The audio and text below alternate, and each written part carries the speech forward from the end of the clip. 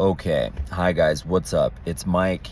Let's talk about the hypertrophy cycle, what this cycle means, what's to be expected of it, how this blends into the next cycle, how it builds off the last cycle that we did, and also how you guys can get the most from it. All right. So first things first, when we're talking about hypertrophy, right? We're talking about the expansion of a cell. That's what hypertrophy means. So in terms of muscle and fitness and strength and conditioning, etc., hypertrophy means to grow the size of the muscle. Okay. Now, a lot of like women especially, I think, are going for more of a toned type of look. But the first thing you need to understand if you're going to watch this video and get anything out of it is that the toned look that you're going for requires lean muscle to be there. 100% it does, because you don't want to look skinny fat, right? Now, you can be like, oh my God, it's not about how we look, whatever, but it kind of is at some point, right? So like, I don't want to have these conversations where people are like, how could he say that? And then it's like, but can you help me look the same way I did 7 years ago when I was in Hawaii for my sister's, like, bachelorette party or something like that? And then I'm like, yeah, sure, I can do that. I can help you. Can we be objective about what you want? That's easier for me.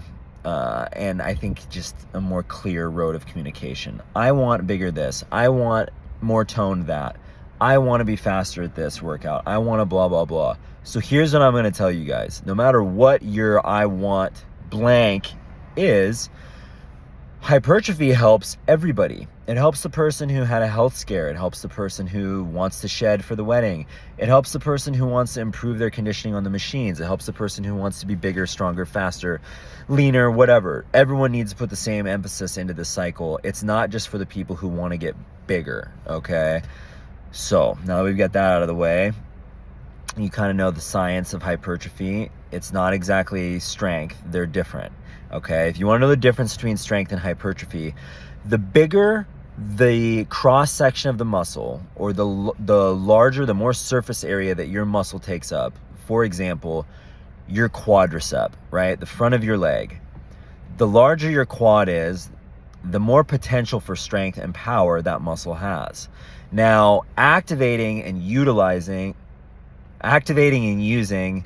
God, someone a long time ago told me that utilizing is a stupid word because it means the same thing as use, and anytime someone says utilize, they're just trying to sound smart. So anytime I say that, I'm like, damn it. Anyways, activating and using your larger muscle tissue requires moving heavy weight if you're trying to get stronger, or doing some sort of explosive or power movement, jumping, cleans, snatches to get more explosive. You can't just grow the size of the muscle and then expect to go be your strongest after a hypertrophy cycle. It takes growing the muscle and increasing the potential for strength, and then going and actually doing a strength cycle on top of that new muscle that you've built. Now, if you do this properly, if you guys do a hypertrophy cycle and you try to gain muscle properly, you should not gain a ton of extra body fat. And I should say, for some of you, you might not gain any body fat, all right? Like, it really boils down to, this is the problem with strength and hypertrophy cycles, is people think, well, I'm not cutting, right? This isn't a time of year where I need to be super lean, so then they become more lenient. When really, because your conditioning volume in a hypertrophy or strength cycle is less emphasized, that's the time of year that you need to be more focused and more dialed in on what you're eating, okay? So like, take this for example. Every time I do a cutting diet, or every time I try to lean out, I'm so focused on what I eat, and I don't go out to eat at all. And like, if I go over to my, whatever, I'm not going to go into the examples because you guys are going to say, oh, it's disordered. God,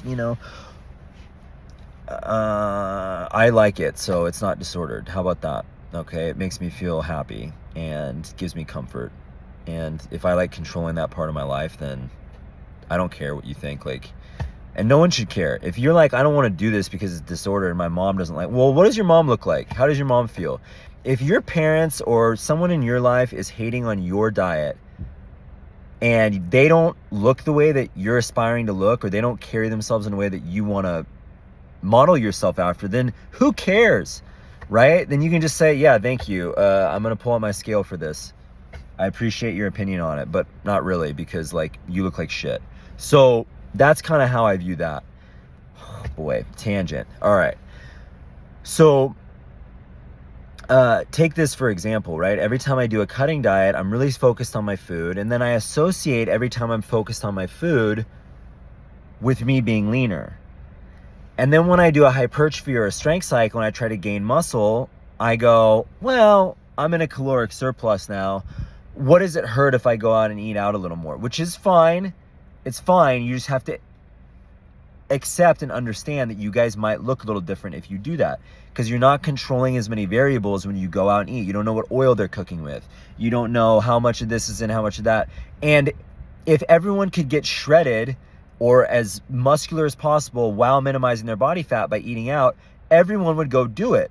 That's why this is an extra layer that some of you can add into your life or your training that requires discipline, that will help you achieve a new level of whatever you want to get to. Just like you added in a layer of discipline to your life when you started coming to the gym. So this leads me to my next point. Some of you guys are box checkers, and that is completely fine. What I mean by that is you come to the 5:30 a.m., I'm just throwing out a random class, you knock that hour out of your day, and then your day is better because of that, and you are a better person because you started going to the gym. You're, I understand all of that, and I am that way too. Like once I get my workout done, my entire day gets better.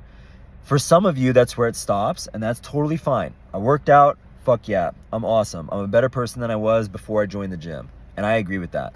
For some people, it doesn't stop there mentally though. They start getting in their heads more about what can I do to make more progress? There's got to be something I can do outside of this 45 minutes or an hour. So what do I do with the rest of my day? What do my other 23 hours of the day look like? Okay, do I need to do stuff after class? So if you're wired like that, then there are options. Like there are layers of discipline that you can add in to your routine if making progress is more exciting to you, right? And that outweighs the annoyance or the burden of the extra discipline. Because some people will be like, I don't want to pull up my scale for every meal that I eat, or I don't want to do extra stuff after class. I gotta run. How long does the accessory stuff take? 15 minutes? Yeah, well, I gotta go pick up my kids from swim. Well, that's fine.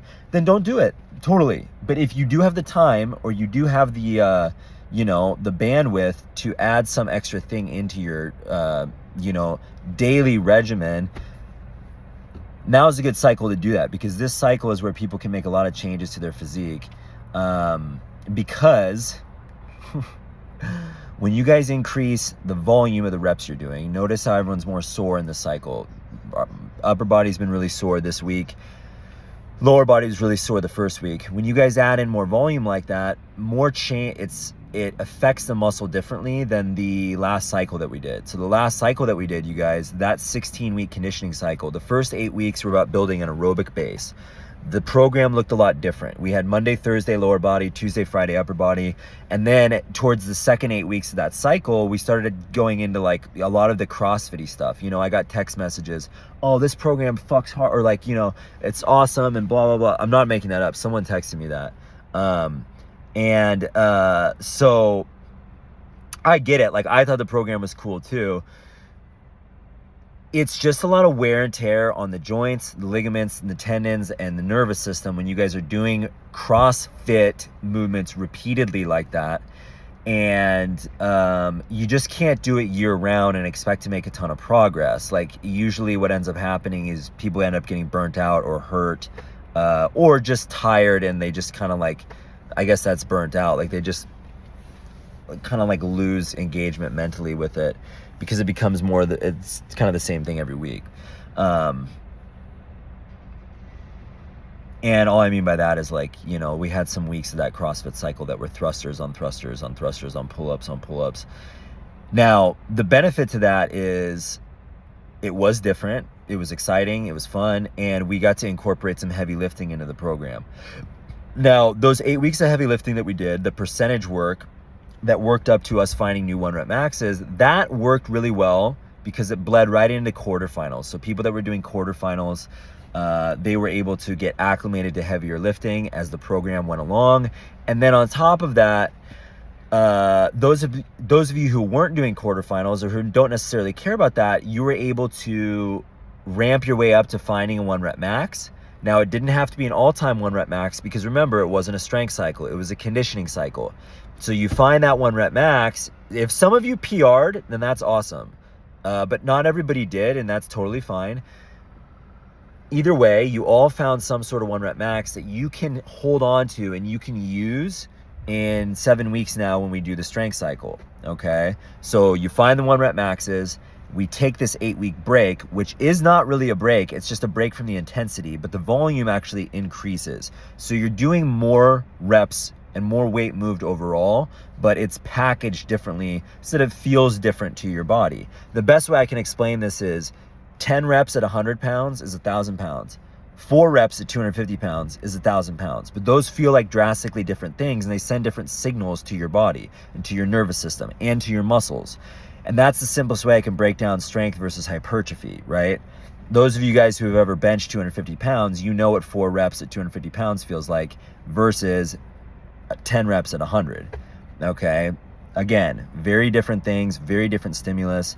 The 10 reps at 100, that is more what we're going for here, right? You're going for a pump and a blow up to the muscle that restricts oxygen. That's what causes the pump. And then that's what releases the stuff that you guys want. That's going to force the muscle to come back bigger and stronger. Now, the last part of this is, okay, a lot of people equate soreness to progress. All right. So we're talking about you're blowing up the muscle in class. The muscle comes back sore the next day. The muscle wants you to help it recover. Now, this is not a shameless plug at people doing the nutrition programming, but you have to ask yourself, how long have you been doing this? Do you want to see an improvement or a change in your body composition? If the answer is yes, then consider this also. Because that's great if the answer is yes, but consider this aspect also. From a recovery or a performance standpoint, which I know is what a lot of you guys care about, it's interesting because people, and I'm going off on a side note here, a lot of people like the conditioning and the strength cycles because there's measurables, right? How much weight did you lift? How fast did you do that 100-calorie ski? The hypertrophy cycle is seen more as kind of like a filler or a throwaway, or like, oh, we just do this to bridge gaps between the conditioning or the strength cycle, etc. So my point with that is, when it's something you can log and Wodify, it's exciting and sexy and cool. But when it's something like your increased muscle mass or your decreased body fat percentage, we don't log that stuff into Wodify, right? People see that on the daily with each other. Sometimes you notice that, but I don't know if you notice it like I do. I notice people's bodies change every cycle, and I'm not trying to say this like I have a superpower. I just feel like I have to be hyper aware of that because it's my job. But I notice my body every day, like when I wake up, and I can use that as a barometer of how I'm progressing. But if you're not wired like that, then you need the measurables, and this is where my point is going to fully circle back around. If you're a measurable person, something in Wodify, how did I do on this strength lift, or how did I do on this conditioning workout, and you're wondering how a hypertrophy cycle benefits you there, it benefits you because if you can actually grow the size of the muscle, right, and help it recover properly, which is what's needed for it to grow, you might start rethinking the way that you're approaching food. So if you don't eat enough protein and carbohydrate or enough calories in general for the muscle to recover after a workout, the muscle actually catabolizes itself. It breaks down, it's sore, and you can get some benefit from the work that you did, but let's just throw out percentages. You might get 25% of the benefit that you would have gotten if you ate enough carbohydrate and enough protein. Okay, so if you take what I just said from this video and you go, whoa, Mike's telling me I need to eat carbohydrate and protein for my muscle to recover. How much do I eat? Okay, well, this is where we start getting into, it's not just as simple as me throwing out, everyone who's watching this video needs to eat X amount, right? Or everyone who's watching this video needs to eat X amount of carbohydrate, right? It's more like fine-tuned than that. Everybody is different. So if I were to throw out, you guys all need 1.2 grams per pound of body weight, it's almost irresponsible for me to do that. And it kind of discredits or minimizes what I do as a job in terms of nutrition coaching, how I've helped people get to where they're at, like with this stuff. So, yeah, if you could probably find an online calculator or something, but I've seen people have issues with that too, because if you drop yourself into too much of a caloric deficit, or if you're eating just enough protein and carbohydrate to recover, but then you're also experiencing like, a lack of energy, or your sleep starts to suck, or you're hungry all the time, and you just go, well, I guess this is my, this is how I am on a deficit, then that ultimately just leads to issues. Whereas if you would have stayed on top of it and you would have adjusted things each week, you could have avoided that. You could have built your way back up to a higher metabolism as you were leaning out or changing your body composition. So yeah, those are the downsides of not really paying attention to your food, or trying to pay attention to your food on your own. I've rarely seen it go the way someone thinks it's going to go. And yeah, that's not like to scare you guys into doing nutrition coaching. Again, you should do it if you have $95 extra a month to spend, and if you care about improving and you've been doing this for a while. And what I mean by doing this for a while is some of you guys, you're going to improve no matter what, just based off how short you've been doing this for. Like I've talked about this a million times, the novice window of 7 to 18 months. And some people can extend this for longer, where they just make progress no matter what they're doing. And it's great. And they experience all the benefits, the fat loss, the muscle gain, they improve their conditioning, they're faster, they're bigger, they're stronger, they're leaner. People are complimenting on them, their appearance at parties and stuff, and they're just loving life. But it's almost a shitty thing, because after a certain point, all that progress stops, and that person who experienced all that progress at once thinks that's always how it's going to be. Whereas the reality is, the fitter you get, the more you need to do to get fit.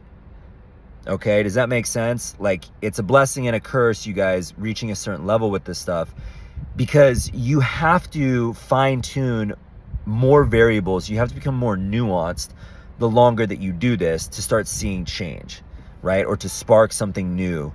And I like that aspect of this, okay, I'm very good at tracking my food. I'm very good at working out every day. How amazing, right? I show up to the gym. I already work there. So that's not even like a cool thing. The food thing, that's not even like a discipline thing, because I enjoy it. I don't have to force myself to do it every day. It's just something that I actually like doing. So that's not really me engaging a part of my brain that's a discipline. It's really not.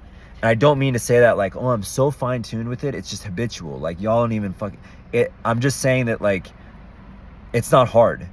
So the thing that's hard for me is going to bed on time. The thing that's hard for me is stretching.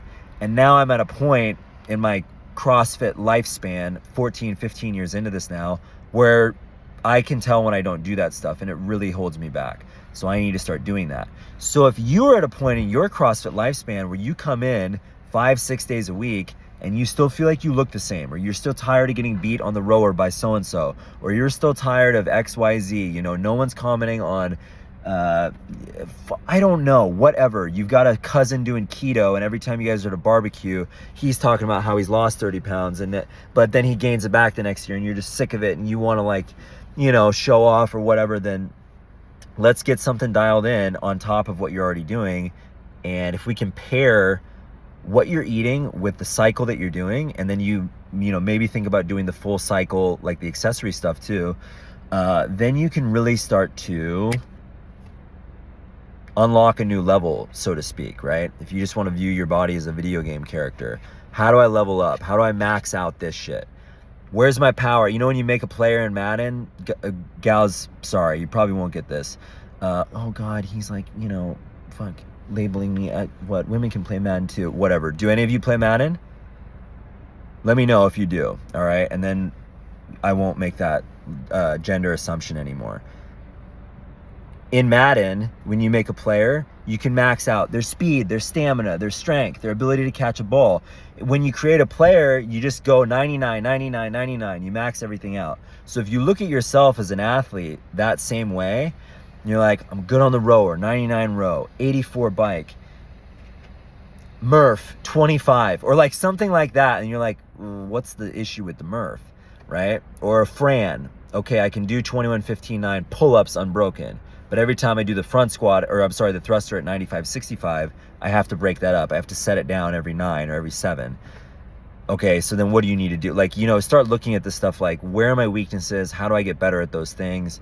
Can I get better just by improving or increasing the amount of times I go to class? If the answer is no, I already go to 6 classes a day, then what can I do after class?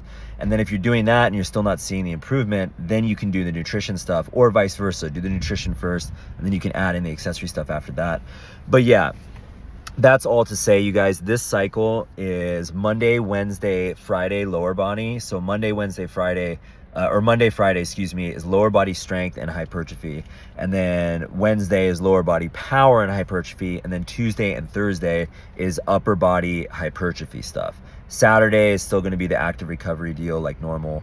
And that's pretty much the gist of it. We will carry that weekly split into the strength cycle, and then we might change things up a little bit. We'll just see how it goes. But yeah, that's the gist of it. This is a long video, but if I don't make them this long, then people just don't get the full scope on stuff. And I think I was succinct. I've made probably like 38 other videos this week, and all of them sucked, and I just was all over the place. So this felt the most focused. So again, if you don't want to watch all of it and you want to come in and still be confused and not know what you're doing, then that's absolutely fine.